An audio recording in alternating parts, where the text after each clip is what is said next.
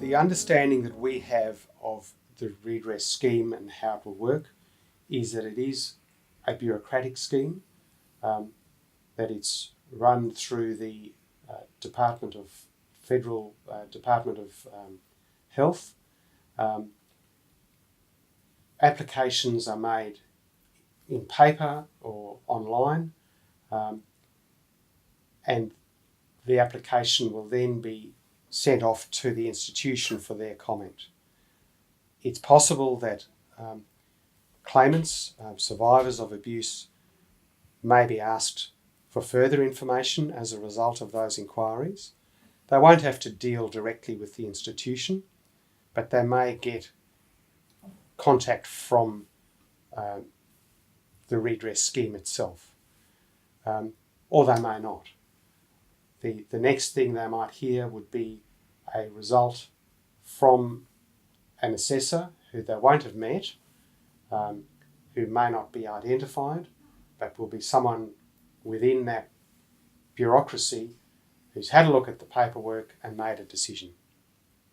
And that decision will be, this is how much money you're going to get, perhaps an amount for counselling, and where an apology has been asked for, some discussion about what apology the institution will make.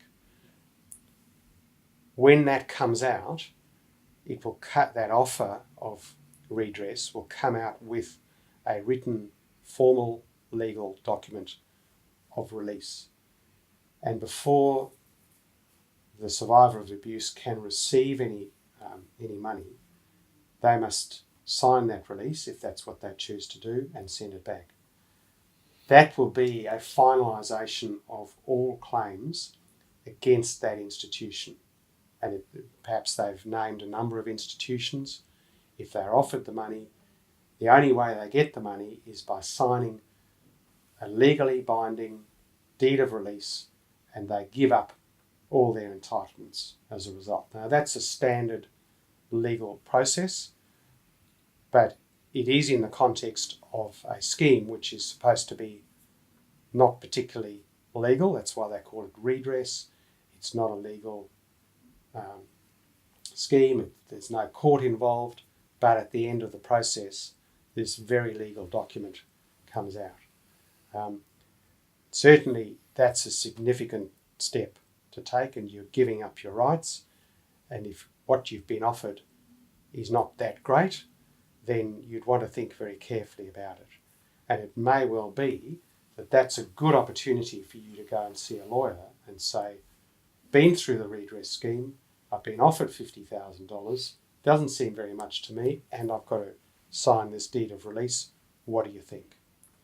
The advantage is that even though you've made an application to the redress scheme, you're not tied to it.